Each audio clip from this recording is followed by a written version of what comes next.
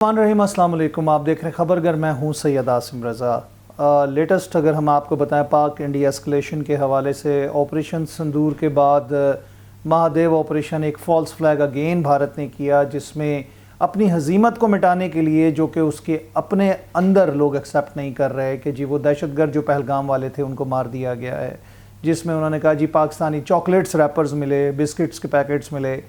3 महीने गुजरने के बावजूद ये चॉकलेट्स और बिस्किट के पैकेट्स वहाँ पे मौजूद थे, और ये कोई बहुत बड़ा, और वो दूसरा वोटर नंबर कार्ड जो होता है जो पाकिस्तान में इस्तेमाल ही नहीं होता, वो निकले हैं। तो ये अमित शाह का जो बहाना था, ये तो उनकी अपोजिशन की जानिब से भी बिल्कुल मुस्तरद कर दिया गया, उनकी अवाम भी और उनके एनालिस्ट भी इस बात को नहीं मान रहे। अब जो उनकी शरारतें हैं, जो उनकी एक्सरसाइजेज़ हैं पाकिस्तानी बॉर्डर के ऊपर, जो करीब तरीन अगर हम जगहों की बात करते हैं, राजस्थान की हो, LOC की हो, तो उसका जवाब DGI SPR ने दिया। और बल्कि 5 अगस्त और 6 अगस्त की रात को उनके जहाज़ आए श्रीनगर की तरफ से, लेकिन साथ ही हुआ क्या कि पाकिस्तान एयरफोर्स के तैयारे देख के वो दुम दबा के भाग गए। पाकिस्तान की तरफ से एक वाज़ेह पैगाम DGI SPR की तरफ से दिया गया है कि इस दफ़ा हम तुम्हें मशरिक़ से मारेंगे, और मशरिक़ से मारते हुए अंदर घुस के मारेंगे। तो इसका मतलब उनको समझ आ जाना चाहिए कि जो गलती उन्होंने पहलगाम के बाद की, और जो ऑपरेशन सिंदूर वाली 5 और 6 मई वाली रात का जो सिलसिला था उसको देखा जाए, तो मेरे ख़्याल से उनको दोहराना नहीं चाहिए, क्योंकि जो पाकिस्तान ने अपने दिफा के लिए उस वक्त काम किया, उसको भी उन्होंने एक गलत असेसमेंट की बात की है कि जी शायद PL-15 की रेंज को मिस अंडरस्टैंड किया गया था, और उनकी रेंज को 150 किलोमीटर समझ के उधर से उनके जहाज़ों ने फायर किया था, लेकिन वो 200-250 किलोमीटर दूर तक मार करने वाला था। पाकिस्तान ने झूठ बोला, इंटेलिजेंस फेलियर बोला, जबकि ऐसा कुछ नहीं था। जो किल नेटवर्क था और जो पाकिस्तान की जानिब से उस पर काम किया गया, और पाकिस्तान के जो साइबर फोर्स के लोगों ने काम किया था, वो भूल गए।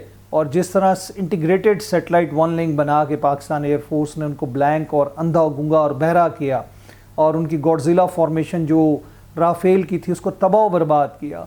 तो ये कैसे भूल सकते हैं कि पाकिस्तान की जो सलाहियत है उनसे बहुत ऊपर की है। पाकिस्तान के पायलट्स जो हैं वो इंडियन एयरफोर्स से बहुत ज़्यादा तरबियत याफ्ता हैं, बैटल हार्डेंड हैं, और उसके अलावा स्किल्ड की बात की जाए, दिलेरी की बात की जाए, तो इस दफ़ा तो मेरे ख़्याल से भारत अगर कुछ करना चाहेगा तो उसके लिए हजीमत उसको सिर्फ नहीं उठानी पड़ेगी, बल्कि तबाही और बर्बादी उसका नसीब होगा। दूसरी तरफ डोनाल्ड ट्रंप ने जो कुछ किया है भारत के साथ और कर रहा है, टैरिफ को 50% तक लेके जा रहा है, साइन कर दिए हैं जनाब साहब और टैरिफ लागू हो गया है। भारत की इकॉनमी तबाह बर्बाद करने का अंदिया दे दिया है डोनाल्ड ट्रंप ने। उन्होंने कहा मुर्दा मईशत है। रशिया के साथ तेल ख़रीदारी के ऊपर, जो पहले हर बास्केट में अपने अंडे भारत रखता था, वो ही उनके गले पड़ गई पॉलिसी जो वो पहले हमेशा करते आए और पाकिस्तान के ख़िलाफ़ उसको इस्तेमाल करते आए। अब बात ये आती है, चाहे यूरोप की बात करें, EU डिसइंफोलैब की बात करें, जो कुछ प्रोपोगंडा वो पाकिस्तान के लिए करता था, अब डोनाल्ड ट्रंप ने जब उनके भेद खोले और असल बात बताई कि जी पैर पड़ा मोदी और सीज़ फायर करवाया गया, वो उनसे हज़म नहीं हो रहा। क्योंकि समझने की बात यह है कि भारत के अंदर BJP की सियासत पाकिस्तान सेंट्रिक होती है। जब भी कोई इलेक्शन होता है, अब उनकी आवाम बोल रही है कि जब भी कोई इलेक्शन होता है, जब भी कहीं पे चुनाव होता है, पाक भारत टेंशन शुरू हो जाती है। और जितने भी ये काम हुए, फॉल्स फ्लैग ऑपरेशंस हुए, ये BJP के दौर में ही हुए, और उसी इंतहा पसंद सोच के तहत पाकिस्तान के ख़िलाफ़ कार्ड इस्तेमाल करते हुए वोट हासिल किया जाता है। अभी भी बिहार इलेक्शन, पहलगाम वाक़या, उसका तमाम सारे ताने बाने BJP हुकूमत और RSS और इंतहा पसंद हिंदुओं की जो बात की जाती है उससे जुड़े जा रहे हैं। इसको अमेरिका भी तस्लीम कर रहा है, अब इसको पूरी दुनिया तस्लीम कर रही है। अब जो मार खाने का वक्त है वो भारत का है। उसकी इकॉनमी, उसकी IT इंडस्ट्री, उसकी मैन्युफैक्चरिंग्स, और उसके ऊपर हर चीज़ के ऊपर जब टैक्स लगेगा तो दुनिया में उसको मार पड़ेगी। उसके कंपेटिटर्स के मुकाबले में वो अपनी चीज़ें नहीं बेच सकेगा, और उसकी इंपोर्ट्स और जिसे कहते हैं एक्सपोर्ट्स, दोनों की बात की जाए वो रुक जाएंगी। इंपोर्ट्स तो वो खुद बंद करने जा रहा है, और अब एक्सपोर्ट्स की बात करें तो वो ख़त्म हो जाएंगी।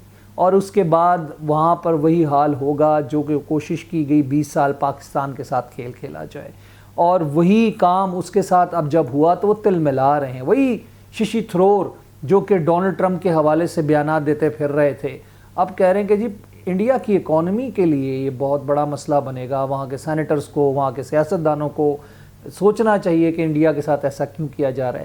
انڈیا اپنی کرنی بھگت رہا ہے. بہت اسمارٹ کھیلتا تھا, رشیا کا تیل لے کر اس کو پروسیس کر کے دنیا میں ایکسپورٹ کرتا تھا. اب اس کے اوپر جو پابندیاں لگنے جا رہی ہیں امبانی گروپ کے حوالے سے, جو کچھ وہاں پہ کرپشن کے اور شاخسانے کھل کے سامنے آ رہے ہیں, اس کے بعد نریندر مودی اور بی جے پی کے لیے کوئی منہ نہیں ہے کہ وہ دنیا کو دکھائیں. اور اس کے بعد جب پاکستان سے ان کو مار پڑی اور پاکستان نے جو ان کا حشر نشر کیا, اس کے بعد وہ سر اٹھا کے بات کرنے کے قابل نہیں کسی کے.